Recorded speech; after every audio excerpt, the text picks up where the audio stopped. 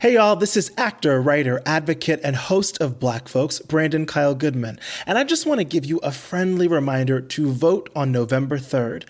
I know 2020 has been a whirlwind to say the least, and all of us are exhausted. But there is so much at stake, and your vote matters. Remember, voting is not just about you, it's about the collective.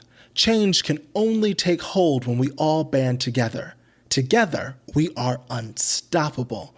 Now, I know there's a lot of information out there and it can be overwhelming, but head to vote.org where you will have access to all the information you need to navigate the electoral process. Again, head to vote.org and make a plan to vote today. Lives are depending on it. Thank you. Hey, it's White Boy Chris. If the Pat Downs ever made you laugh, then join our Patreon and support us. Get bonus content, a t-shirt, or an autographed copy of Rabbit, Miss Pat's autobiography. Visit MissPatComedy.com for the link to the Patreon, and while you're there, join our Facebook group. Welcome to another episode of the Pat Down. I'm here with Chris and Dion, and we talking about some serious shit. Some serious shit. Policing in America. Don't turn it off. Listen, you need to hear this bullshit. If you turn it off, you a bitch ass nigga. With your bitch ass. After Could be the the music. pussy. You better get up, get out, and tune into this podcast. This Pat spit the truth, spit the real fact. Nothing but the ugly, classy at the same time. Pat got the flavor, these are not your same lines. That's the politics, she been on the real grind.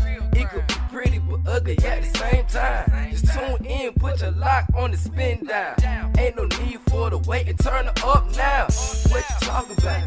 Is it real though? And cut the game, you get no play like Nintendo. You wasted time, turn it up, nothing but the ugly. Straight off the top, everything she say, you know it's funny. Full blast, this a taste of the future. Listen on your iPhone, on your desktop computer. Share it, tweet it, ain't no way to beat it. Nothing but the ugly, turn it up and gon' repeat it. Nothing but the ugly. What the fuck is wrong with the police in this country? How much time you got? You know what? I don't have nothing. I don't have any. When I was coming up, the police is not the same police. I've said this 100 times. But I've watched a couple videos today where the police literally let dogs bite people like they did black people back in the day. They literally had this black man in his yard, told him to get down, and the man told the dog to bite the black. I just seen him do the same thing to a Mexican guy. If you hate a certain group of people that much, why take a public job? I guess you take it so you can kill them because you hate them so much. But do you think there's no consequence that's going to come to you as a police officer? Have this this country have gotten today where police is almost untouchable? That's what qualified immunity is. Qualified immunity is basically like the person individually suffers no consequences, like Breonna Taylor. The family got $12 million. The only people that have faced any consequences for the death of Breonna Taylor are the taxpayers. But you know, that's why I would think that the people in that state will want the police to go to jail. I would want you to lock that motherfucker up before you keep raising my taxes for y'all mistakes. Nope, because that's when you hear people say, well, if they just cooperate. And it's like she didn't even have the option to cooperate because she was asleep and they fucking killed her. And now you have to pay because instead of checking the police, you're more worried about Breonna Taylor's history. That's the problem. That's the problem that we face. Is shit happens, and instead of dealing with the reason why it happens, we make all these excuses and just spend money. Oh, just give them some money, they'll be quiet. You know, that's the realest thing that's in my... I cannot wait for y'all to see my sitcom. That is the realest shit. When that was breaking news that she got multi-million, I said, oh, finally, they're going to pay double digit for a black death. And I looked down, it was $12 million. Don't nobody want no... That ain't tax-free, though. It ain't tax... So it's not going to be $12 million. Well, I don't give a fuck. I'd rather have my child. I'd rather have my fucking loved one. I mean, I don't understand. I mean, I'm all for the police. The police is citizens. They get out. We pay the police. But they run around here and they commit more crimes than motherfucker we do. I think people get the police and the police officers confused. Like the job versus the person. I think that's what people aren't understanding, is that the person that does the job poorly makes all the police officers look bad. Yeah. What doesn't happen is when a cop does do something poorly, none of the other quote unquote good cops do anything. They don't speak out, and when they do, they get fired or harassed. And it's made so that if you are a good police officer and you do call out bullshit, you find yourself alone in a hurry. There was a guy, I forget his name, Daniel something, but he posted on Instagram a rant basically saying we need to do better and do this right. He got fired within like 2 weeks. But if he had shot somebody, he wouldn't have gotten fired. They would back him up. Yeah. They would find the reason why it was justified. So if you find good officer who's calling out bad officer, how do you expect the citizen, us, to respect you? Because right now it seems like the police department only want white people to respect, back the blue. And then you know that back the blue shit is so full of shit, and a lot of people gonna cut off this podcast and I don't give a fuck. But when you say back the blue, but you say the American flag means so much to you, but you take it and change the motherfucking color to black and blue. How can you love the flag so much when you change the motherfucking color? That blue and black flag that I see that y'all walking around here, that's not what my husband fought for. He did not fight for that fucking flag. That flag does not represent the United States of America. You're talking about the thin blue line? The thin blue line one. Yeah. No, I'm talking about the one, it's black and blue now that I see it on everybody's shirts. Yeah. And I'm like, you say you love this country. You say you love this country. You love the flag. Niggas can't kneel because if we kneel, that's disrespecting the flag. But you take the whole motherfucking flag and you turn it black and blue. What kind of bullshit is that? I think it's like a way to show that you love power and power over other people that you don't like. That's sort of how I interpret it, because I don't personally get it. Like if you're a police officer, I've had, because of all the of my mouthiness on cops and stuff, I've had a lot of friends who, especially like high school friends who are cops, reach out to me and say, hey, like, I've listened to the Pat Down, I've listened to your other podcasts. Like, you have to understand, like, from our perspective, and I've had the opportunity to talk to them and go, like, when you're in these situations, then this happens or this happens. And I think that you kind of just touched on that. Like, if you're an individual cop in a lot of these situations, it's difficult for them, and then, like, the world is shitting on them, and so they're just quitting in mass numbers because they don't want to do the job. Like, well, they don't. It's not because people want them held responsible. Because let me say this to you. If I'm doing a job and if I'm doing it right, I don't give a fuck about everybody else quit. When people get to running, it's for a reason. Either the job ain't right, the corporation ain't right, you done got caught up in some bullshit. Yeah. But if you at work and you doing what you supposed to do, you ain't gonna be dropping off. You doing it, you running because you don't want to get caught up with the bullshit you know you've been doing that's now gonna get highlighted. Because you know why? You got white kids out here that saying, stop the bullshit. We just want to fucking live. Yeah. We literally want to fucking live. And they calling you out. They're actually trying to start locking you motherfuckers up. Indiana have something here where they doing something with the police. I just read something briefly yesterday. Some type of training. I haven't seen it. Me either. It was on Fox 59. I scroll back and see if I can find it. You literally live around the corner from where all the cops in the state are trained. I know. Yeah. Like, that's why you see cop cars around here all the time. You know, and I really don't. It's like, why can't a police pull somebody over and treat them like a human being? Whether you black, white, green, red, and I understand the police officer want to go home like everybody else. But for you, let's say some incidents. For you to literally let a dog go on an unarmed person whose hands is in the air, who's on their knees, who's turning around, and you still let the dog go, you're a racist piece of shit. Yeah. Because what you want somebody to do that to you, I keep telling people, the reason when you're racist or you hate a group of people, it's because you know that you'll never be in that situation. You know you would never be in that situation. That's why you can't think, oh, black and blue, back the police. But I ask you this, would you want the police to sick a dog on your unarmed white child? Would you want the police to fucking have that? The black boy got his leg tore the fuck off, the back of his leg tore the fuck off from a dog. But that's the problem with those types of people who say, I back the blue. Take a minute and take the face off that nigga or whatever you want to call him and put your white child that you love so fucking precious face there. And you ask, Is this how I want my child to be treated? When Breonna Taylor was fucking killed, y'all still said y'all backed the police.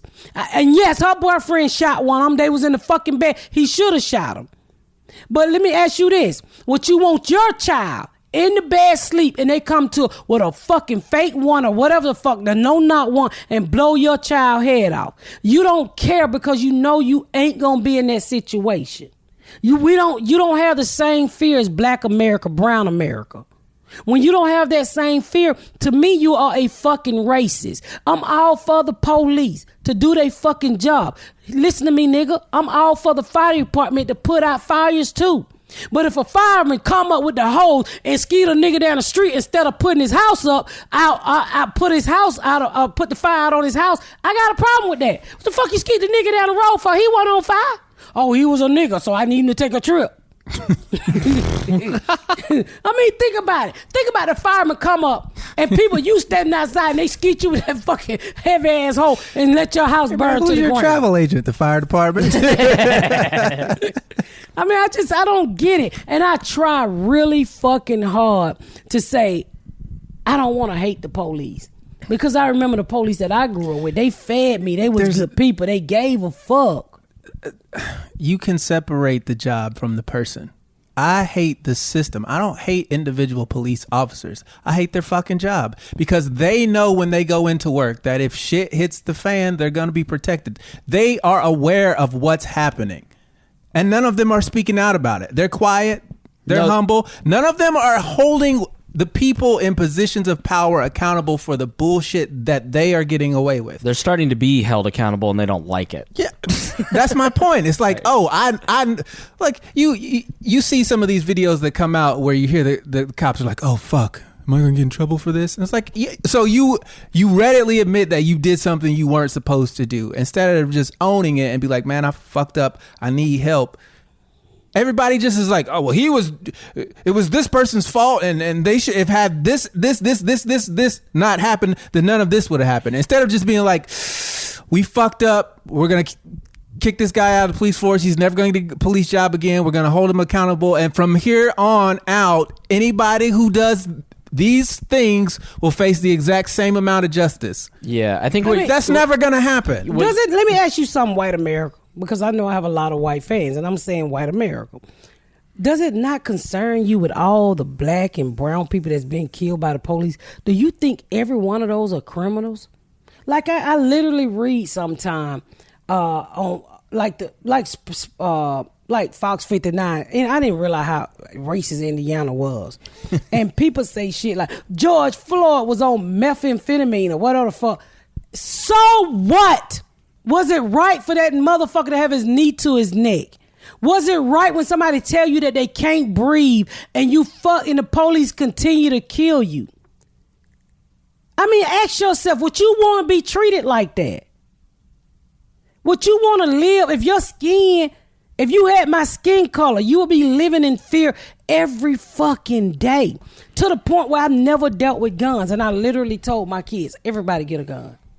So every fucking body get a gun. You saw the two officers in California that were just sitting in the car and they got walked up on and shot, right? Mm-hmm.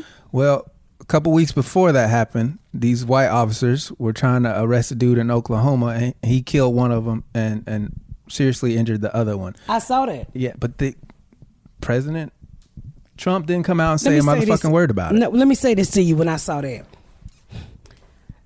It is... They maced him. They tased him. They treated him like shit. They treated him like shit. I mean, and I truly think the guy was on something too. It looked like the guy probably was high from the mug shot. Have you seen what? Let me show you what I'm talking about. I've seen the basically the execution in L.A. though, or like heard about it. No, I didn't watch that, but I truly believe that dude was on something. And I think when a police encounter people like that, they should have somebody to come in. It's almost like when somebody robbed the bank and you do a negotiation. A negotiator. That's the type of people that the police department should call for mentally ill That's people. their fucking job. Yeah, That's. Did you see the autistic? I hate watching. they that stuff. killed that fucking autistic kid. Yeah. and it's still he was white. Wasn't he white? Yeah, like that's. There, They so quick to shoot. How do you shoot somebody and they tell you, "Hey, my child got a problem. I mean, can you please come help?" Well, it ain't to say, "Come kill my child" because he got a mental illness. Yeah, Keep asking the question how and why, and you have to look at the reason. The system is designed that way. There's no other explanation other than the fact that this is how we are trained. Because for all these officers to make the exact, they do the exact same thing. right. They do it doesn't matter what state it happens in. They It's all like do the it's a exact cult same of them. They know. Yeah, and they it doesn't- Say, and how it many doesn't- niggas you gonna kill today? How many brown? It doesn't and black? matter if they're white, black, Asian. It doesn't matter. All the officers do the exact same thing. Instead of de-escalating, when you challenge a police officer's quote unquote authority, they all escalate because they are trained to think that they are the enforcers of whatever bullshit law that they think they have you on. It's not innocent until proven guilty. That shit's for TV. If you're a police officer in training at the beginning, you get 52 hours of weapons training and 8 hours of de-escalation training. And the weapons training is consistently given over the course of your career. It's consistently given in a way that you will learn the weapons training in the academy, but the de-escalation training is all fragmented and it's basically an afterthought. And so you're right. It's the way they're trained. No, they de-escalated training. It's called bullets, hollow points. Right. Kill Force. the motherfucker. The dog. Until we actually get the police unions money involved, it ain't gonna change. It's it ain't so gonna fucking change because sad. if you can get paid, it was a starting salary for a cop's like $30,000, right? Yeah. And then by the time you reach sergeant, you're making 60, 70. Yeah, you're not making a ton of money, yeah. So why are you gonna take shit from random people every day when they tell you, oh, you trained for 52 hours with this pistol? Right. I'm not finna talk to you about shit. If they not gonna check me, if they gonna back me up regardless of what the fuck I do, as long as I can vilify you instead of vilifying me, why would I change? If I'm just putting myself in the cop's shoes, why would I stand against that? Why are we expecting these people to be moral and citizens of this country when we're not going to punish them for what they do? Like you said, the taxpayers paid that $12 million. It's incentives and consequences. You're not giving them any incentive to fucking change until you defund all that bullshit. They are going to keep doing it. So you can ask all the fucking questions you want to about how and why and all this. They don't fucking, if they fucking cared, they would have changed. They don't fucking care. You start paying that $12 million out of police pensions. Exactly. Right. If you're going to put a fucking blue and black flag on your shirt and march down the street and say how awesome police are, regardless of how they treat people, why the fuck would they give a fuck? Those people are not helping either. Like, so in those conversations, kind of what I was trying to say is like in these conversations with cop friends, like they try to explain the complexity of the job, which does exist. And then the people that are allegedly their supporters go on social media and act like fools and make it worse and don't explain, like they don't feel supported by those people. They make They it don't more, shout them down either. Yeah, they go. The one friend was just like, all of a sudden everybody thinks we're racist because the people that are defending us the loudest say the most racist stuff. And y'all don't check those people. Right. That's why they think that. Because you let that shit, y'all just quiet about it. Meanwhile, y'all tell all these marchers, get the fuck out the street. And, you know, if Black Lives Matter so much, why are you killing yourself? But you don't never check the motherfuckers on your side. You don't ever come out and say, hey, all these back the blue no matter what motherfuckers need to calm the fuck down and shut the hell up. If they did that though, would you hear it? Yes. I'm saying, like, I think the way that social media is set up is that the calm, reasonable voice that gives an opinion that isn't inflaming doesn't get heard. Well, it's not incentivized to pop up. To me, with dealing with people like that, and you know, a lot of time when you try to do it in a mass, it doesn't work because people get tuned out. what do you do to change people's mind one-on-one? Like, say, for instance, if you got a person in your household that you know that racist, instead of saying, you're fucking racist, the world have changed. Shit don't work like that anymore. A lot of time when you white America, you just say, oh, he's fucking racist, I'm not going to deal with him. Well, who the fuck going to check that person? That person know that as long as they're in their white circle, they're never going to be fucking checked.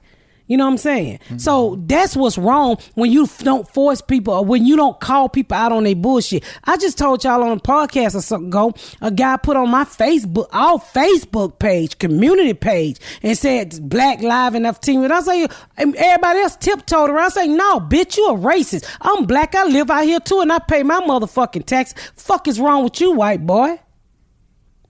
And he could not. But he blocked me and wrote a whole bunch of shit. So I put it back on a Facebook page. But just think about this white man, probably his 50 years old, ain't never been checked. Ain't never had a real conversation about that shit is passed down.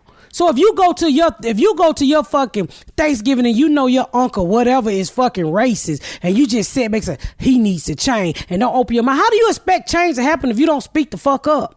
I'm just saying, period, people. If you don't check your racist relatives, and let me say this, not going to the Thanksgiving dinner ain't gonna help the fucking situation. Yeah. You check that nigga in front of every motherfucking body.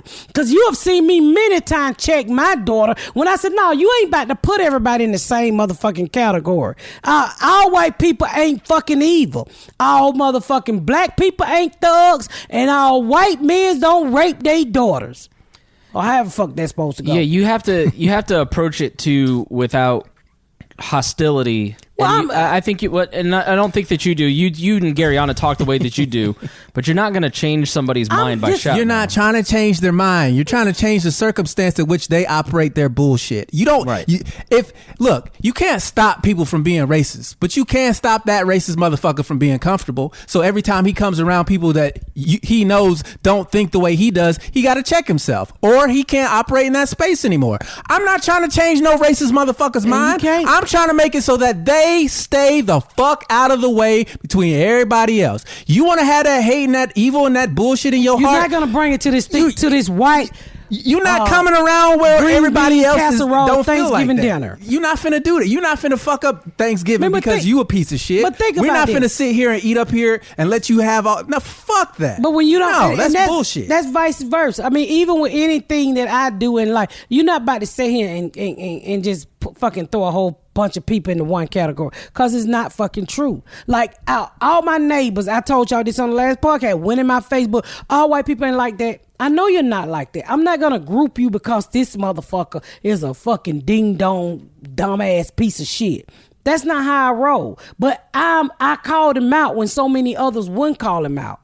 So you make changes by, calling people out. Martin Luther King didn't go talk to the president and say, hey, they down here sticking dogs on nigga. We need to do something. This country need to change. But if you sit back and say, I just be glad when he died so the world could be a better place. It ain't going to be no better place. Because guess what? He raised another one of him.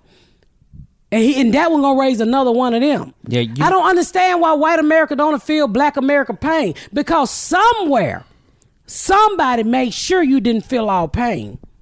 Somebody said, my kids are not going to be exposed to nigga and black folks or black folks shit, because I don't want my white baby to give a fuck. You said the word group, and that's the thing, like out-group versus in-group policing. Like, you expect a Republican and a Democrat to go at each other. Like, you expect Nancy Pelosi to say shit about Donald Trump. But it's more powerful when, like, James Mattis and Scaramucci and Omarosa, all these people who are in his group, come out and say, no, this guy's really legitimately crazy.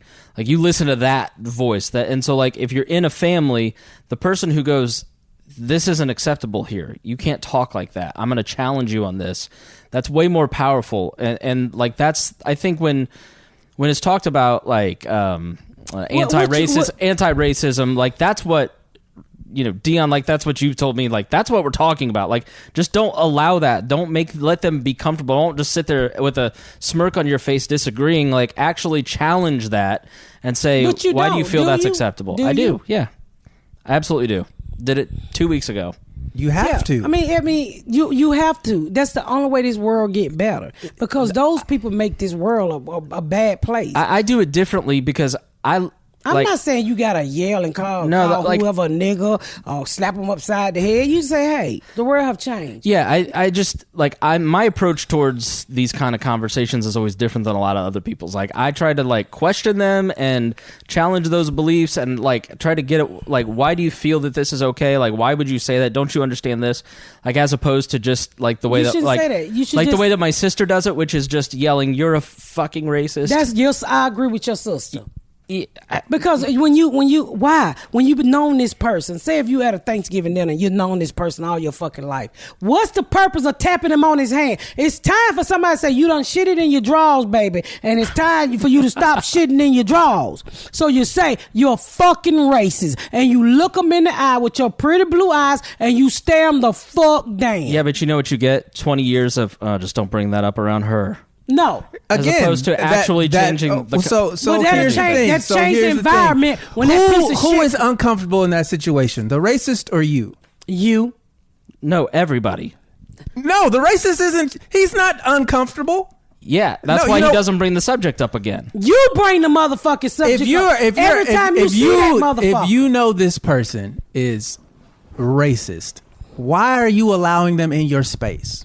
Sometimes you don't have an option. You always have an option, because if that person, if why would you hang out with somebody who's against everything you're for, regardless of biology? Why would you do that to yourself? How can you call yourself an ally when you break bread with the enemy? That doesn't make any sense to me. If I know somebody, did you guys just not say? Did Miss Pat just not say, "Don't go to Thanksgiving with your parents"? There's a lot of people whose parents are really racist. And you know why? And you know why they're still racist? Because you don't fucking do anything about it. Because you don't do shit about it. You hang out with them. You allow them to be on their bullshit. No, having a conversation is not doing nothing. Listen. Doing nothing. No. Let me finish talking. Let me finish my point. Having a conversation is not doing nothing. Sitting there smiling, not avoiding confrontation is doing nothing. Screaming at them or saying I'm not coming to Thanksgiving is not productive. What I'm saying is, it's like when I broke the cycle in my family. I broke the cycle of welfare, being uneducated. Well, I still dropped out. In an abusive relationship. I'm the only person in my family that really lives like this. Okay, I said this is not how I wanted to live. I could have did what my sister did. So take out being poor and say all of these niggas are racist. So it was my choice to step outside that box. So if you're dealing with a racist in your family, but I constantly tell my family, you can do better. You don't want to fucking do better. Now, if I just walked away and just say, I'm going to let them be racist, that's a different thing. I just called my sister a week ago. I was like, look, bitch, you really need to fucking vote. She was like, why should I do that? Bitch, because it's your right, and so many people die for you to have that fucking right. Can you please stop smoking crack for 2 days and fill out an absentee ballot, because you're going to be absent anyway, bitch. You know what I'm saying? Yeah. So you got to constantly, with me, I constantly tell my cousins them when I'm talking to them, you can do better if you want to do better. I call them out. Well, why you in this bullshit? You 50-something years old, you still doing the same shit, drinking and whatever. It's the same thing with racism. You got to have those, white people have a tendency of just getting comfortable, just too fucking comfortable. And you don't want to have those conversations. Like my neighbors, they don't want to have those conversations. I want you to know what it is to be black in America. It's not like being white in America. I'm not comfortable in this fucking country. And I make more money than a lot of people in my neighborhood do. But I'm not comfortable because I was born with something America think is a fucking disease, which is black skin. It's not the fucking same. So every time I have a chance of talking to a motherfucker who don't understand what it is to be black and brown in this country, I talk to him. My husband and Garyana don't have, let them be. No, I'm not going to let them be. But that's my point. And your approach with your neighbor is the right approach. You don't leave him alone. He's not comfortable. You're really not comfortable, but you're having a conversation, and I guarantee you've made that guy think about things he's never thought before. Well, when you had a racist Thanksgiving and you got that racist uncle, every time you encounter that motherfucker, you should continue to throw knowledge at him. The world have changed. The world don't need people like you. I'm quite sure if you had a conversation with a racist in your family, if you got a racist in your family, and if you keep having these uncomfortable conversations, that person will start to fucking think.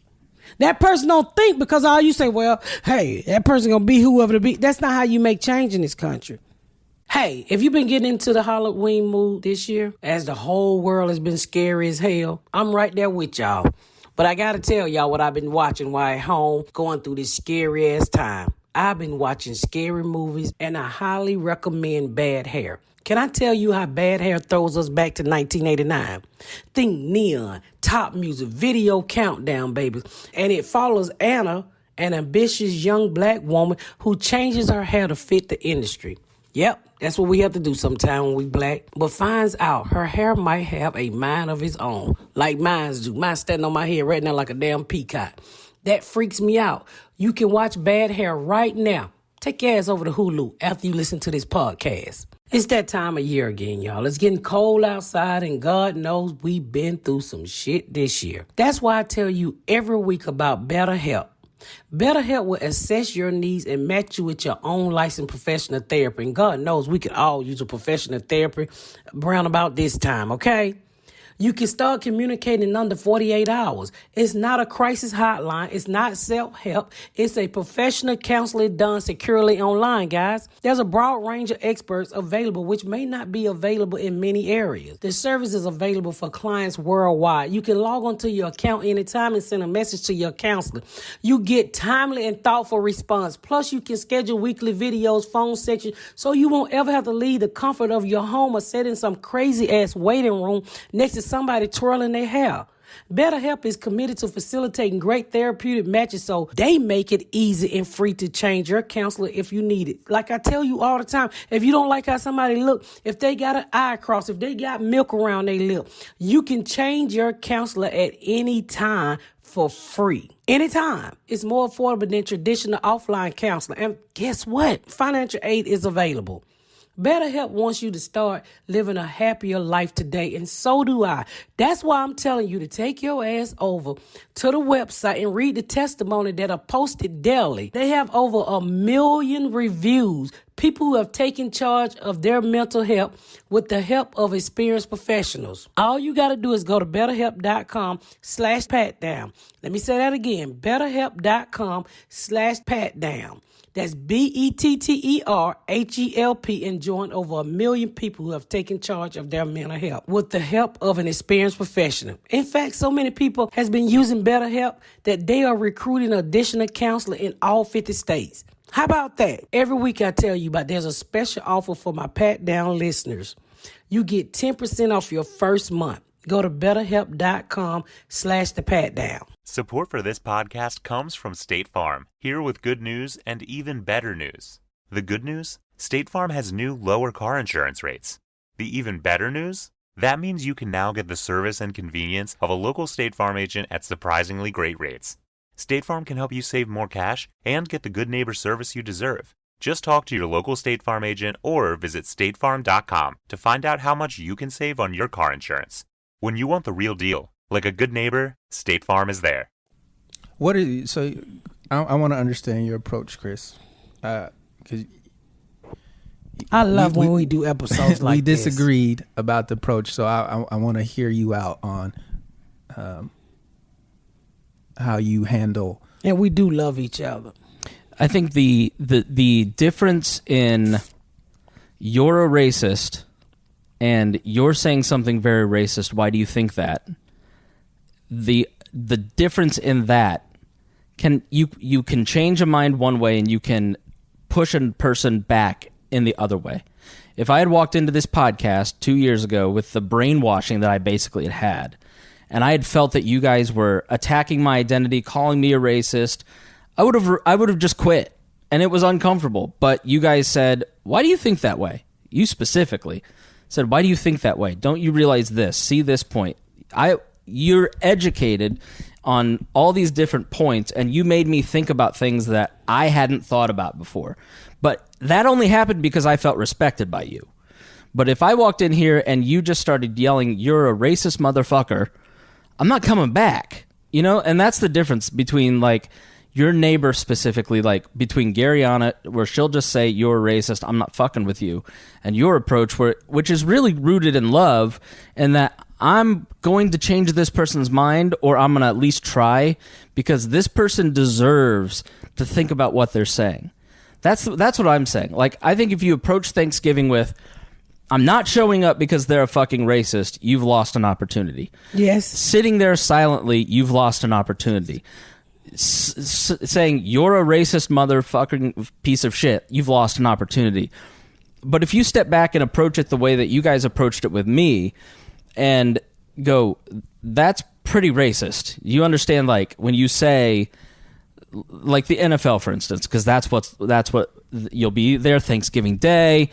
Black athletes will do something around Black Lives Matter, and your uncle or your dad athletes. Hey, what you say is black people gonna kneel. That's what I'm saying. Black people gonna kneel. It's the blackness that they're going to be offended by. They're going to say something because they feel comfortable saying it because they've said it forever, and you just sat there, or you now think differently than you did a year ago, and you have a choice in that moment. So let me ask you this. So if you was in that situation where you sitting there Thanksgiving and the NFL came on and black folks gonna kneel, and somebody in your family said something about the black athletes, are you gonna speak up and say, hey, you're racist? No, not that racist. You're racist. Don't say that. You gotta say you're racist. Do you realize the world has changed? Do you realize what we're going through? Do you realize black people has been yelling for the same thing since the start of time? Do you realize how fucked up this country is? It takes a lot of guts when you're dealing with a relative. What it takes is courage. That's exactly what it is. It's courage. Well, then that's what everybody need to get this Thanksgiving. I think you call your side out on the bullshit, whether they black or you white or whatever the fuck. Because if you come to my house talking about Chris, who's like family to me, I whoop your motherfucking ass. I throw you out this motherfucker. I appreciate it because one of the girls said something and it was racist. And it was like one of the kids, one of the crack babies, we were all hanging out. And I was having a conversation. One of the other girls came in. You're white. You're white. You're white. Like putting me down basically for being for my skin color up here. And you go, you're at not, my house. Yeah, you go. You're not going to talk to my friend that way. Like what crack baby? The oldest. My kids ain't no crack baby, nigga. No. The oldest crack baby. You Yeah, talking about my kids? one of the girls said one of my kids. Yeah, we're hanging out in the kitchen. No, not Garyana or Ashley. No, Garyana does it, but kids. Yes. Garyana's. No, you say crack baby. I'm thinking you talking about the fans. You talking about one of the kids. They ain't no crack baby. No, we were hanging out. You and I were talking in the kitchen, and the four crack babies were all kind of coming in, and they were making fun. They're of not me. crack babies, Chris. They're my kids. Is it me? No. Okay, just, keep going. Just Keep going. Okay. And so one of them just kept like really just hammering the white thing, and I started to think like, I would never I would never come in and be like, oh, there you are being black again. And I was just kind of like, all right, that sucks. And then you go, hey, you're not going to talk to my friend like that. Like that is, you're being racist. And she goes, how am I being racist? Like you go, you're being racist. Like, do you realize that you're putting him down for the color of his skin? Would you like if he did that to you? Oh, I remember that. And she goes, no. She goes, then you go, that's called racism. She goes, she got embarrassed, and so she didn't like straight up apologize, but you could tell like she started thinking, and the other three kids noticed that too. That was her. Speak of the devil. And so like that was a moment where like I felt appreciated because you were calling it out, and everybody else in the room noticed that like that's not acceptable. And even if other people in the house make that joke, you're not going to do that, especially to somebody, because you can love a person of a different skin color. I don't make jokes like that. A lot of that shit become because, and this is the problem I have with Black history, teaching black kids black history, which we should teach our kids black history, but some of it is just too strong, and you put all of this shit in these young kids' head, and they don't really know how to dissect it all, and it scares me sometimes because you want them teaching their history, you want them tell them how they sick dogs on our people and that we were slaves and all that, but me, I don't want my kids to hate. I don't want my kids to look and say, oh my God, we were slaving. You fucking did it, Chris. Even when I just know with kids, you can't pile all that shit on them. Cause I'm 48 years old, y'all. And I remember watching Roots and watching you shouldn't let kids watch shit like that. You remember Roots? Yeah, it did make me hate white people. It scared the shit out of me. It literally scared the shit out of me. But we was raised in a different household. And I also had a mama who was always saying, white people is the fucking devil. White people. So you see this white man, and when Roots came on, black folks watch Roots. What was that shit, a week long? Yeah, it was like 7-part miniseries. It was like 9 or 15 hours a day. And we sat down and we watched it. And all you watched was these white people whipping and they raping. And then you had my black mama in my ear saying white people is the devil. And I was so fucking scared of white people. Between Roots and what Mildred had told me about them.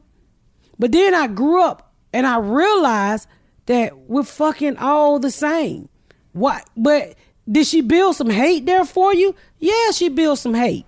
Yeah, I guess and I'll ask you this, Dion, because like the difference that the way that I saw race and being checked on race, the way that Miss Pat did it was firm, but it was like, hey, stop, you can't do this. Like, it made her think. And the way that race was always talked about in my house, the way that, family members would check racist family members was yelling. And I've just never seen that work.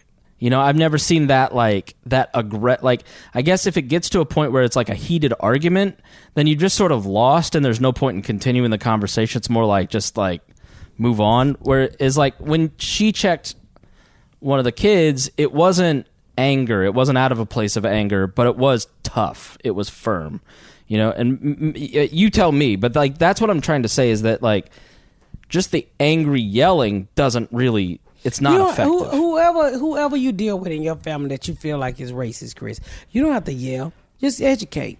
When I talk to my dentist, who I think is a little racist, but I like him, he don't think he's racist. To me, sometimes he say some racist shit.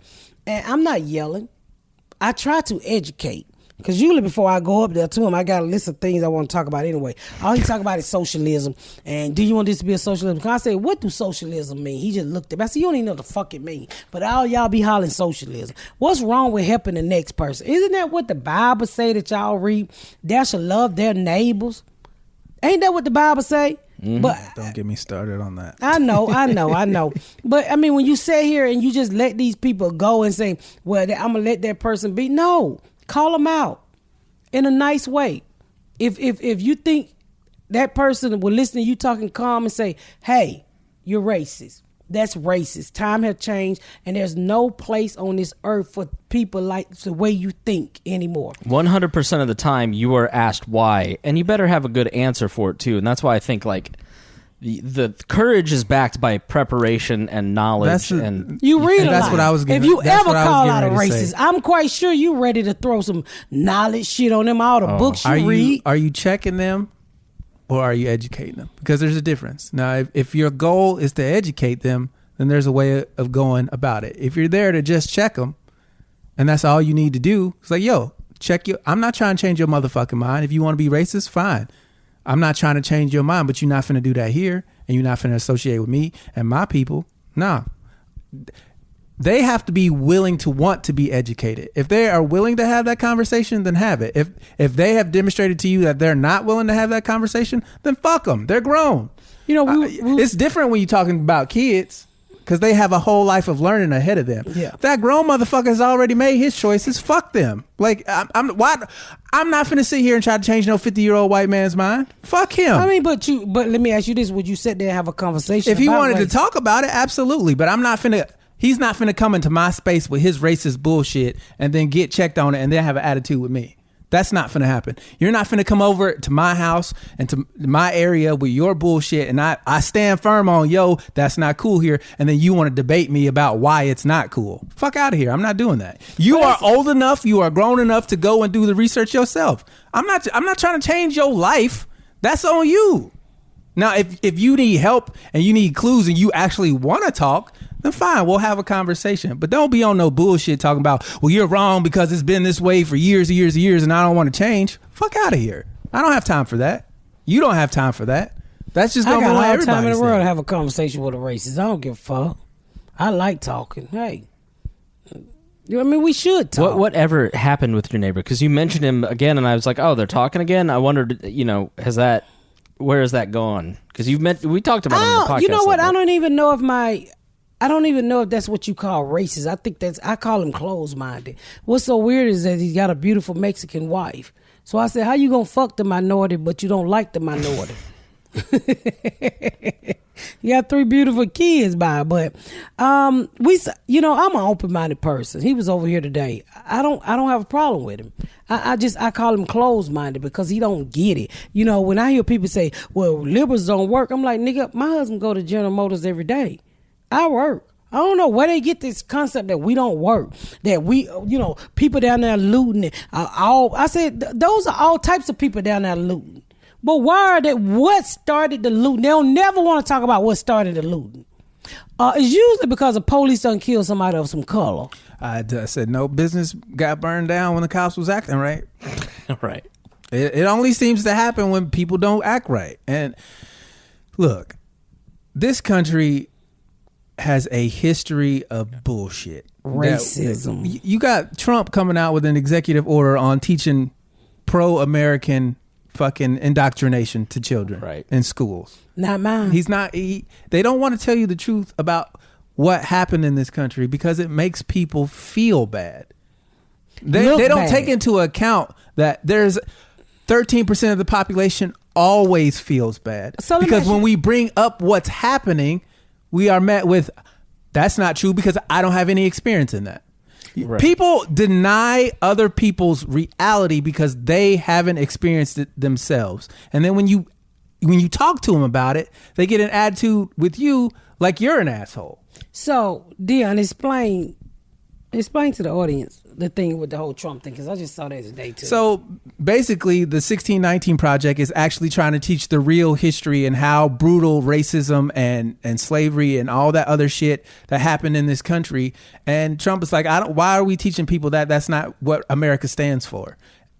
People need to understand. Is this something new?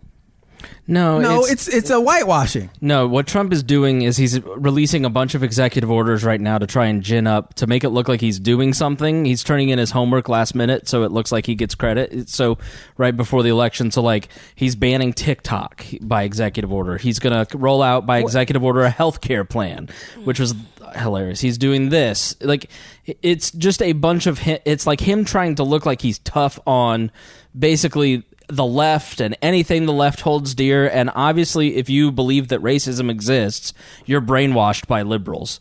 You're brainwashed by the media, which is just a frustrating thing. Like, and you've nailed it. Like, this year has shown me more than any other year that if people don't see it happening, if they don't experience if it's not in their world, they don't give a fuck about it. And if it threatens their world, they'll do anything to make sure that you don't and that's why make them uncomfortable. I don't understand why your white ass is voting third party. Because I know Joe. Shut the fuck up. I want to hear. I know Joe Biden and Kamala Harris's record.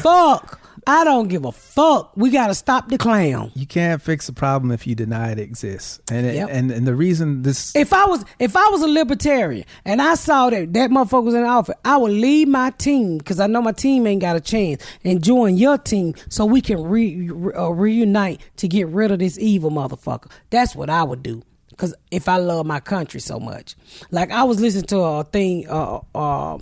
I posted it, and this guy was like, if Mexican and black people would get together in Texas, they could run motherfucking Texas. That's what I would do to get rid of the evil motherfucker. Hell yeah, I'll leave my post. I'm gonna leave my post and join you, so we can make shit a little bit better. And I know Joe Biden. See, that's a liberal concept of everybody. I want everybody to do good. I try to love everybody. That's not how this system works. I keep trying to tell y'all that. Like, America doesn't give a fuck about everybody. America says, what can you do for me? And is it going to cost me money? Because if it is, I don't want to But that's how I'm built. If I see you losing and I'm winning, I'm going to go pull you up so we can both float together. That's why. That's what's supposed to happen. But with your strong belief, and I beg you all the time, even in text message, you don't have a chance of winning. So why not come join my party so we can be a strong front, unite to get this clown out? I don't understand why I should believe anything Joe Biden or Kamala Harris It's not even says. about. It's just better. It's better than what we already got. It ain't even about. They ain't better. It's just better than what we got. And It's I don't believe in perpetuating that system. Well, I'd rather be registered as a protest vote against these two options. Yep, and it doesn't count. It doesn't help America. Because if Trump get back in, you'll be still reading and tweeting, talking the same bullshit. That's why this country is so fucked up. I live in Indiana. What's the chances of Indiana being? It's not a swing state. Trying to tell her that she don't. Let me tell you, my vote. You have My to take vote is into account the actual numbers. Obama turned it. my electoral. Yeah, because he was a good candidate. yeah. Joe Biden and Kamala Harris suck. Right now, we're in a bind where Pinocchio is a good candidate. I'm being for real. You know, let me say this to you. I understand. Let me what say you're this to you. trying If to say.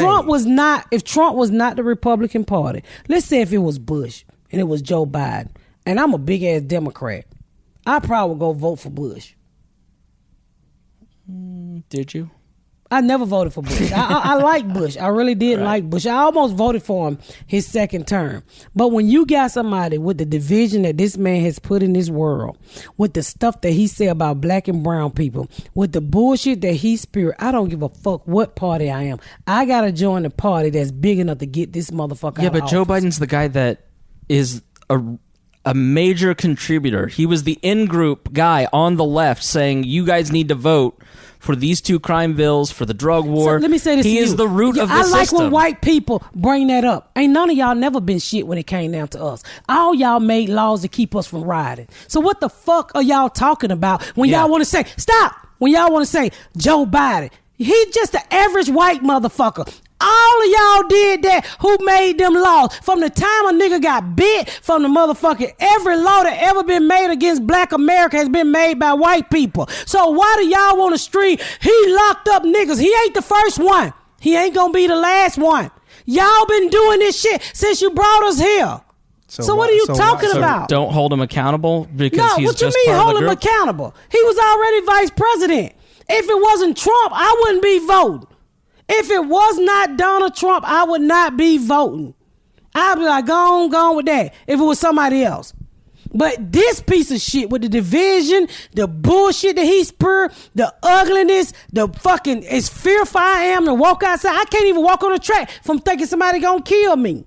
I ain't never been this uncomfortable in this country dealing with this motherfucking fool. I hate to break it to you, Pat, but it ain't never going back. You're not getting your country back. You're not. It was, well, like I said, once you open that box, you can't put it back in. He has opened that box. It's going to be a generation. It's a generation before we go back. There is not, the new normal is this right now because everybody's got cell phones. These feelings that people are having are not going away. They've been amplified.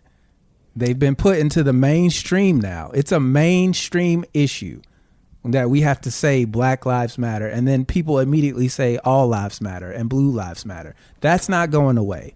And the reason why people feel that way is because they don't have experience. You don't have experience with a black life, so you don't know why they are saying it matters. It's take the politics out of it. When a black person says to you, my life matters, and your response to that is all life matters, then why is that black life not included in that? Why is it a black person is telling you that their life matters? Why aren't black people screaming all lives matter? That's the question you need to ask yourself when you scream to somebody, all lives matter. How come black people do not feel included in all lives matter? If you can answer that question, then you'll understand why they're saying Black Lives Matter. Because when it comes to all lives, nobody seems to give a shit about the black ones. No one seems to give a fuck. And black people are tired of watching themselves killed on the nightly news by people who shouldn't be killing them. Nobody should kill anybody, but it damn sure shouldn't be somebody funded by taxpayers. And they should be held accountable when that happens. regardless of what their fucking criminal history is, unless you have visual evidence of them in the act of murdering someone else, because that's really the only reason you should be getting the death penalty is if you kill somebody yourself. So if a cop thinks you wrote a bad check, should they shoot you in the back 7 times? If you tell a cop that you have a gun permit and you reach in your bag to get it out, should a cop shoot you in the face with your kids in the back seat? No. That's the issue. Take all the George Soros bullshit and the propaganda bullshit out of it. Ask yourself that question. Should this happen to anybody for whatever egregious crime you think they committed? If the answer to that is yes, then there is no conversation to be had. If you believe that somebody should be shot because they had a fake $20 bill, I cannot talk to you. I can't change your mind. Yeah. You have already decided that is in and of itself a death penalty. And that's where the conversation should need to start. Not whether their life mattered, but why you think it's okay to kill them for $20 fucking dollars. I said that earlier. So all this other Joe Biden, Donald Trump, take the fucking politics out of it, because all of that shit's really about finance anyway. Mm-hmm. It's a financial gain to keep the system that we have. The system that we have is predicated on race. There's a reason why 96% of all lawmakers have been white men. There's a reason that happens. There's a reason why a corporation can be labeled as an individual, and they can get lobbyists to write laws to help them make more money. There's a reason for that. So if you're on the fence or you're not sure, or you hear people talk about, well, why is this happening? You need to go to the root of why that's happening. Why is it beneficial for the system to operate the way that it's been operating? Because it doesn't cost an old white man anything when a black person is killed. Cops are having so many old white people. Yeah, but cops, without the cops, those old white people are people with bad opinions.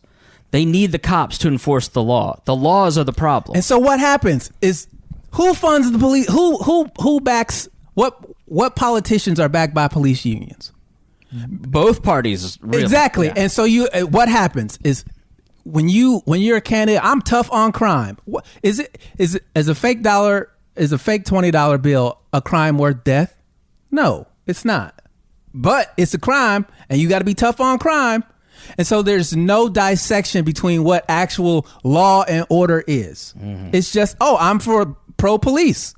Regardless of how stupid the policing system is, no one breaks that down. No one says, hey, yes, I want police, but I want police to do their job. I don't want police to kill people when they shouldn't be killing people. It's just, either you're pro-police or you're not, and you're against the police, and you don't think we should have police. And it's like, where's the nuance?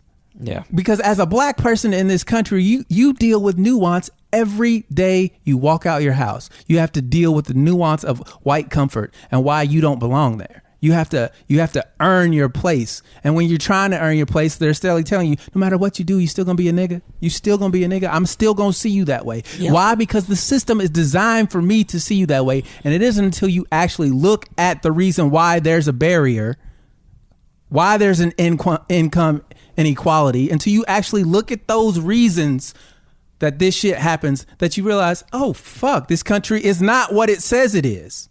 There's a reason why they sent all those people off to Vietnam to die, knowing they were going to lose. There's a reason why they did that.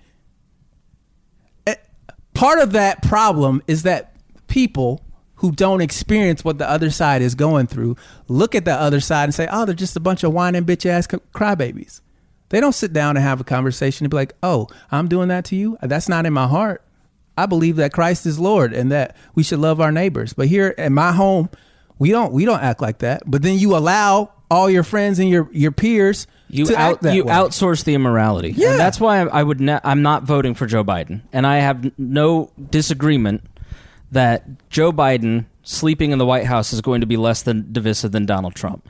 But at the end of the day, it's exactly what Dion just said. Like, I'm not going to vote for somebody who continues to allow the tools that are used to perpetuate the system he's talking about.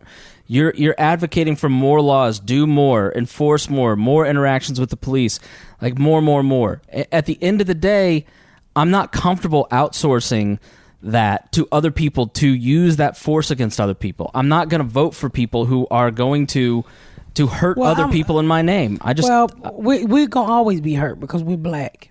Yeah, we're gonna always be. You're never gonna know what it feels like to be black. And I don't know a lot about politics, but I would say this: if I was a libertarian and Donald Trump was in office, I would vote for the less evil. And right now, to me, Joe Biden is the less evil. Ain't no white man that ever been president that I'm only 48, that I ever thought they gave a fuck about black America. No politician, none of them, unless they was black. Everybody that's upset me when everybody want to say, well, he made laws for black people to go to jail. Everybody before him made laws to hurt us. And they're going to continue to make laws to hurt us. But this bullshit I'm living in now, I feel like I'm living through the shit my mama them lived through. When you riding down the street in your white neighborhood and you don't even want to look over at a white person in the car because you too scared that they might just fucking shoot you. That's how it feels to be black in America, Chris. You know how bad I won't let Junebug go nowhere. When it's it's bad when I'm a convicted felon and I want everybody in my house to have a gun. When I'm giving my son hundreds of dollars to show him how to stand right to shoot a motherfucker before they shoot them. And Dion might be right. We might not never get all America back where you can speak and where people wasn't so upfront with their racism. We might not. I think the goal is not. I don't think the goal is to change. I just need people to recognize. If you want to be racist, fine. Don't call me a liar when I tell you what you're doing. When I show you who you are, don't tell me I'm the fucking fool. That's you. This is what you are doing or what you are not doing by proxy. That's all. I just say anybody. Because I Donald know Trump. that you can't change someone's heart who doesn't want to change. I know that for a fact. I've witnessed it. I've experienced that. You can't change somebody who don't want to change, but you can call them out on the lies that they tell themselves. And you are fucking lying to yourself if you think that racism doesn't exist and that it's not a problem. You are lying to yourself. Do you think racism doesn't exist, Chris? Of course it exists. Yeah, it does. No, I mean, so, it is fearful. I'm looking dead into the camera. It is fearful to be a black person in this country. You know, when my youngest son, even not killed, you know what's crazy? And it's bad when you got to tell your black son, keep your uniform on. Because you would think that they pull up and they see him in his police-looking uniform, like, oh, okay, I feel safe when I see my son in that uniform. But my youngest son, who got a little twist in his hair, who drive his car, and I'm texting him all the time, and I'm scared all the time, and that's no way to live. It's no way to live. I've said that so many times on this podcast. I'd rather fight breast cancer than to fight the fear that I have every night that some white person is going to shoot Junebug, or some racist officer is going to pull him over and put a dog on him or kill him. And then I don't need your shitty ass millions of dollars. I just want you to leave my fucking child alone. And that's why I'm, the shit that, I don't know if we was headed this way. I don't know if when Obama was in office, shit steamed up and people was like really crazy because they didn't want a black president. I'm quite sure it was if you was a true racist like you always been. But to see this shit look like 1950 to me. Yeah, so I was talking to an older white male family member, and they were like, oh, it's just out of control. And I'm curious on your guys' opinion on this, because I'd never heard this person say anything like this. I was in the grocery store, and I saw this black guy staring at me. And it's just so awful what's happened, because now all of a sudden I feel uncomfortable, and I feel afraid of like this person basically staring at me. And I went, yeah, but you're just experiencing that for the first time. You realize that, right? They go, what do you mean? And then I explained kind of what you just said. I hadn't thought about it that way. But like, I thought that was an instructive thing where this person who is going to vote for the system that is going to continue to perpetuate the thing that makes you afraid for Junebug. And I go, like, you realize he's probably staring at you because he's afraid of you, you know? And it had never occurred to this person. I was just like, we're at a really like awful point where everybody's afraid of each other, and like I don't know what to do with it. I'm not afraid, and that's part of the problem is fear. Well, Dion, it's hard for you to get killed when you play your game all day. Well, here's the thing though. Regardless of where I go in this country, I go on the road with you a lot. I don't fear people I don't know. And that's part of the problem is everybody's afraid of people they don't fucking know. That will kill you in and of itself. That fear of the unknown will kill you because it'll drive your mind to places that you ain't got no business being. My biggest fear is for my black son. Well, you would never have that fear. That's an understandable fear for you to have. But at the same time, you live a life of comfort that you should not have that fear. Nigga, Trayvon Martin was killed in a white neighborhood. Again, what happened to him, he wasn't afraid of George Zimmerman. He was going home. He was targeted. There's a huge difference between being a target. And that's what I don't want Junebug to become. That's what I don't want Nakir to become and Raymond to become. You just don't know. You can't speak for the racist individual. Right. You know, it's almost like they hunting us. I almost feel like they hunting us because they killing us so frequent. I cannot remember in my life the way black people is getting killed. Not even when we was killing ourselves. I just don't remember this type of killing from white people. The police, they're literally sticking dogs on us. They're killing us.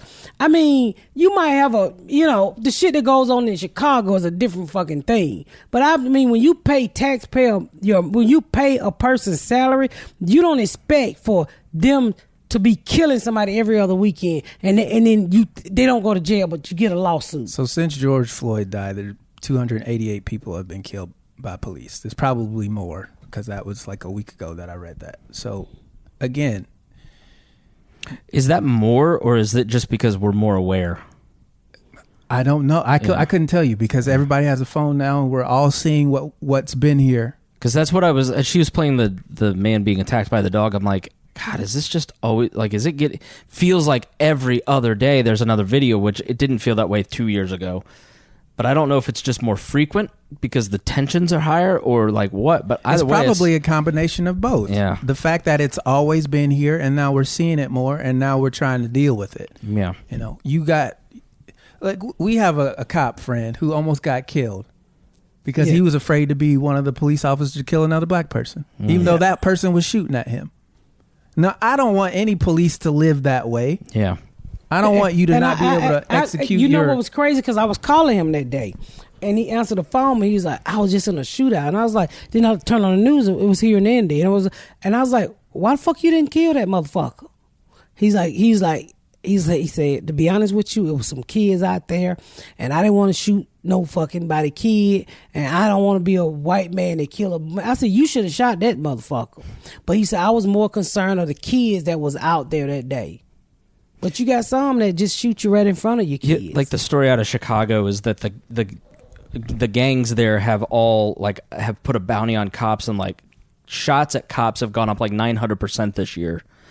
Like I read that and my heart sank for the cops. Like I started to feel empathy for police officers and their families. Like just that now, how's that gonna? Why would they feel the need to put a bounty on police?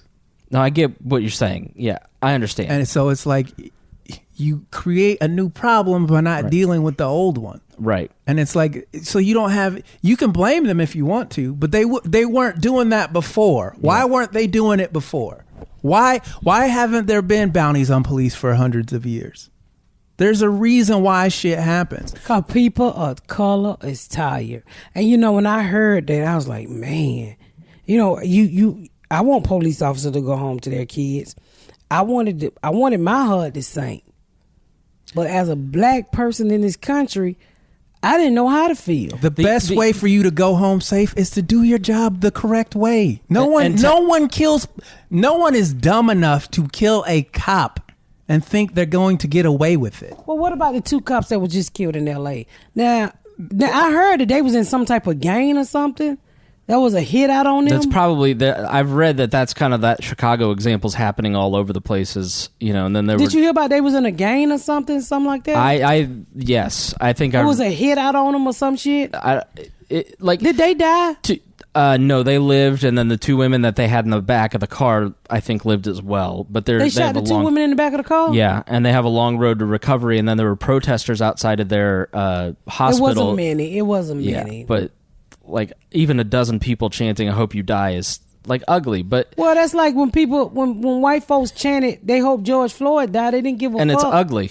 And it should be like the coalitional instinct is these people are with me and I should just stay silent or speak up on their behalf. Like when bad shit happens, we should say it. Like Dion's right. Like gang members putting bounties on cops is horrible and ugly and shouldn't happen. And the way to fix it is to examine the steps of how we got there and change that link. Like not to encourage another step that makes it even worse, that's going to make it even more violent. Do you think Trump woke this shit up? Because we wasn't like this 8 years ago. No, we were. You just didn't see it. I mean, traveling in libertarian circles, going to tea parties, like... He would go to the Tea Party, I helped found the Indiana Tea Party. I went to all that shit, and what you saw... You helped founded the Indiana Tea Party? I did. You was a racist? I was not a racist. See, that's where...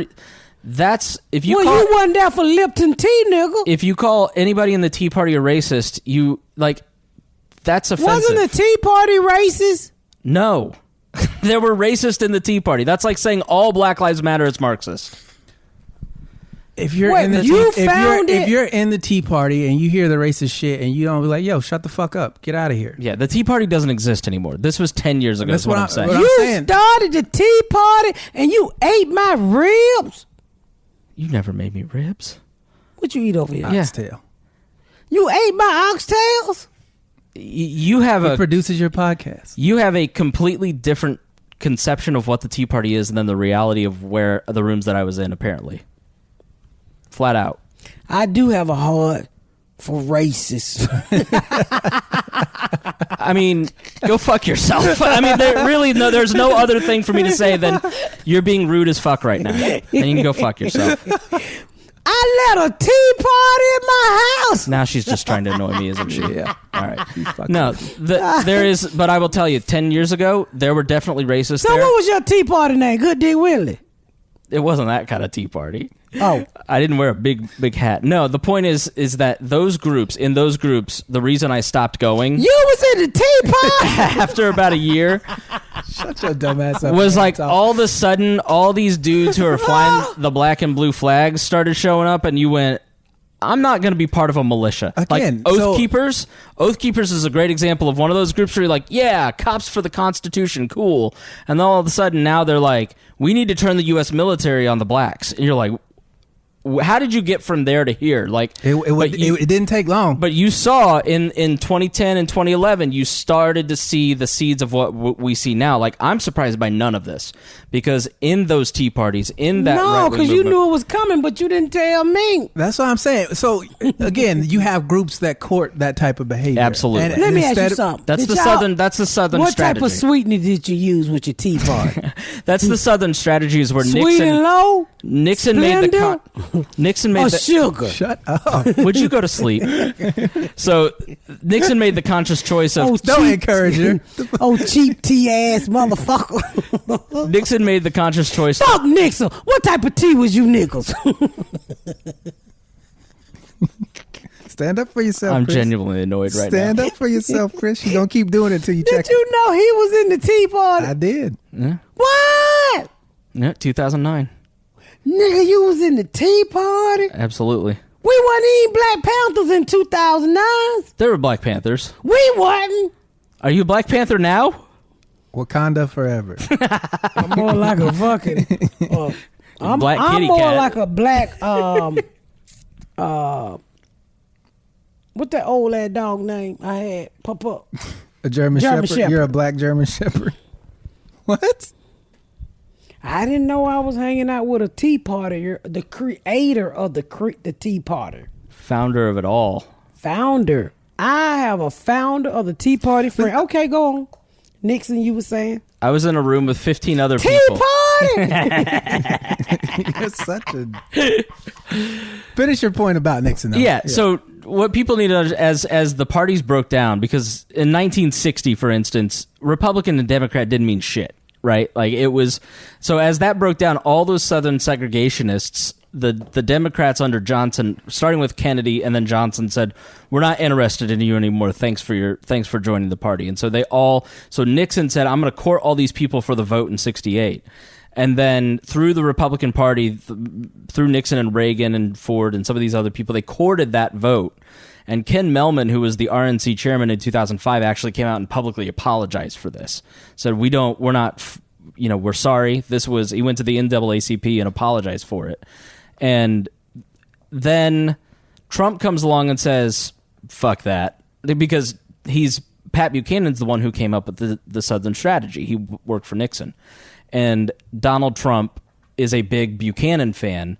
And Buchanan's the one in 92 who started the culture war on the right. We need to fight for anti-abortion. We need, like, Bob Dole, who ran in 96, was the nominee, was not pro-life. Like, Bob Dole was like, if you want me to be pro-life in this, I'll be pro-life. But he didn't give a shit about abortion.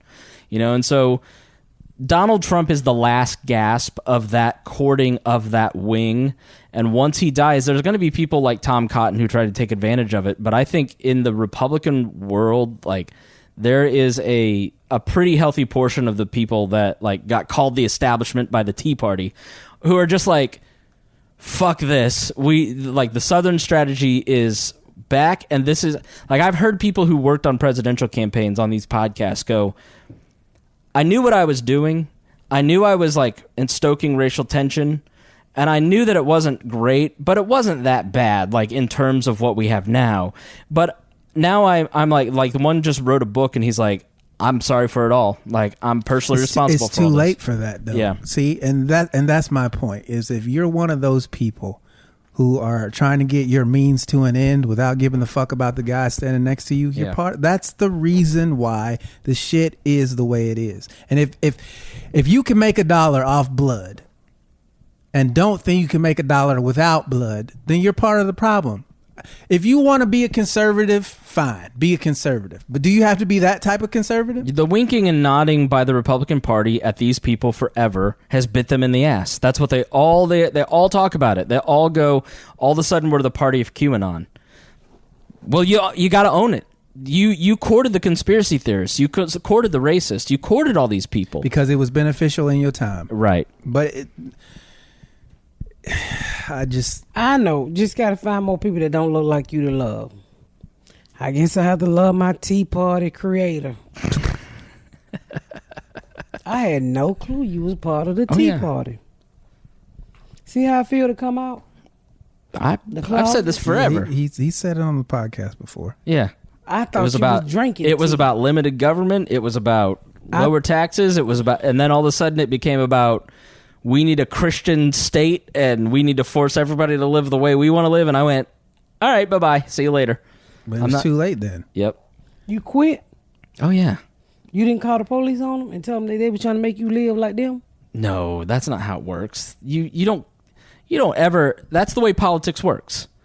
I don't put a gun in your face and demand you live that way. I outsource it to the government. I'm thinking about kidnapping you to make you vote for Joe Biden. Well, you just put it on record, so nobody's gonna go look. We're gonna have to take one vote away from Joe Biden at the end of this. That was a vote under duress, which is not valid vote. There's gonna be a lot of votes thrown out, so it's gonna be a long election season. I hope they both die right before November 2nd. It'd be really great. What do you think about the mail-in ballot? I'm thinking I'm gonna mail in this time. All right, so here's the key. So I've been a part of recounts. It's a team of lawyers on each side standing over a ballot, comparing your signature on your voter registration to the signature on your ballot. And if you don't cross a T, then the other side's going to go, if you're it's a vote for Biden, they're going to go, the Republicans will go, they didn't cross their T, they didn't intend to vote for Joe Biden, throw it out. It's fraud, throw it out. So you need to call your clerk, go check out how you signed your voter registration card if you're in one of these swing states, especially Florida, in one of the contentious counties, see how you signed your name and make sure you signed it as close to that as possible. That's how they determine if it's fraud or not. Because it's pretty obvious if you like send in a mail-in ballot and the signatures are totally different. But that's not the game that they play. Those get tossed out. 25% of mail-in ballots get tossed out. The ones so that they... What's the best way to vote? You think she should stand in line and just let the Russians steal the vote? The best way is to show up at the polls on Election Day. Because, to be honest, if what everybody kind of predicts happening is Republicans are going to turn out on Election Day, and we're going to have about 3 to 5 days where Trump thinks he won, and then the mail-in ballots are going to come in and Biden wins. And so if it's an overwhelming, crushing win in Florida specifically for Biden on election night, it's over. Or if Trump wins Florida that night, it's probably over. So Florida's the one to watch. Again, what can go wrong? A lot in Florida. Have you not seen them alligator eating ass people? I don't know, y'all. We just try to make the world better around this motherfucker. You know, we argue. I challenge each and every one of you on both sides, black, white, green, blue. If you have a person at your Thanksgiving dinner in your family that you know that don't speak kindly of people that don't look like you, you should call them out. Whether you call them out yelling or you call them out speaking nice. But I really think that person should be confronted in front of everybody. I don't give a fuck if the whole family is racist and you're not. Everybody should be called out. Because until you start putting these motherfuckers on blast, they're going to keep on think they can get away with it. I mean, eventually the cat burglar get caught. You got to hold people accountable for what they are doing. You got if you're the racist person in your family, you need to be held accountable for that. When I think about my family, and sorry to put our family's business out there, but you know, my sister, I know she's on my side because she's been vocal about it.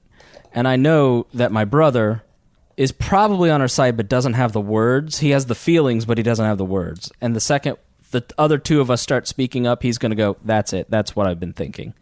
You know, like it's... And then all of a sudden, everything changes because it's 3 instead of 1.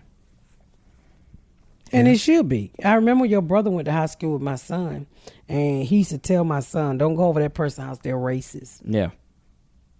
He literally said that.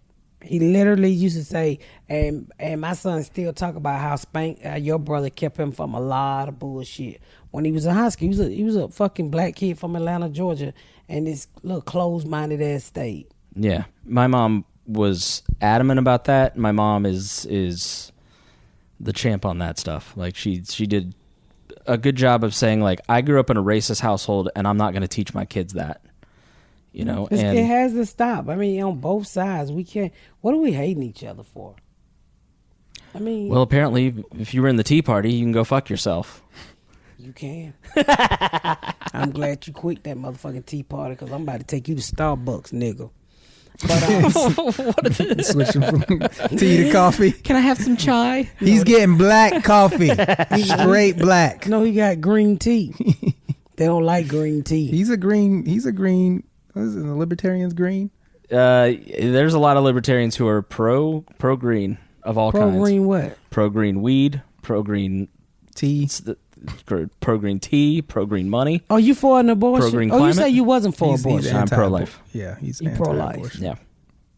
So if somebody rape you and get you pregnant, you gonna have it? Yes. Look, and I have no problem with that. What I'm saying is you can't take away people's options. That's what I'm saying. Whether I want them to keep the baby or not is irrelevant. I don't want to take away their option. That's all I'm saying. And when you do take away people's options, it gets worse. It doesn't get better. Prohibition fails every time it's tried. So again, I don't understand why it's supposed to be the greatest country in the world, why we can't solve simple problems with simple solutions. It's called want to be controlled. If your Bible tells you this wrong, then you yourself don't do it. But if I don't adhere to that fucking Bible, you have no right to tell me I should have to listen to anything that's in that fucking book. Period. That's why I hate when they say this is a Christian nation and we gotta have fuck all that shit. Why? That's what you believe. So you teach that in your house. But when you leave your house, you need to understand that not everybody operates that way and that your shit doesn't make the world go round. Pat just nailed it. It's control. It's a need for control, and it's rooted in fear. White men can no longer own slaves but they're gonna find a way to control shit. Well, the need to That's what- control I mean, that's is the not a Republican racial like it just comes in That's the form Republican of Party in this country. that do it's- not want you to have an abortion. That is all white men, period, who continue to pass down the bullshit of want to be controlled. I told you who use affirmative action. It's We don't. eugenics, man. White women use affirmative action because they tired of baking your American shitty pies. It's a combination of a bunch of bullshit, basically. Yeah, it's white men want to be in control. I can tell you what to do. You can't tell me a motherfucking thing. Because, nigga, if you make it illegal, it's always a bitch in a kitchen that will suck some out of you. The same way you can get your hair in the kitchen by a bitch you don't have a license to do your hair, you can get your abortion by a license to a nigga in the alley. It's just stupid. How you gonna tell me what to do with my body? When you criminalize something that shouldn't be criminal, it should be treated like a medical issue because it is a medical issue. Just like with addiction, people addicted to meth. It's a medical condition. It's a chemical imbalance in that person, and instead of locking them up, you should get them treatment. In If Canada, they want don't to, lock you up. if and it works. It works. But I here was in America, Canada. the right wing America of this is country is shitty. like, well, we can't have that because of the kids. And I'm like, look, your kids, those are the main motherfuckers doing. In Canada, I was in Opioids. Canada. When they have a drug problem, they don't put you in jail. They put you in rehab. They get you counseling. They get you treatment. Here in America, they lock you up if they kill you. That's only two fucking choices. There's a great documentary on it called The House I Live In. And it basically just, like, the war on drugs is a for-profit system to warehouse the bottom 10% of the economic ladder because we don't know what to do with people who are poor in the country.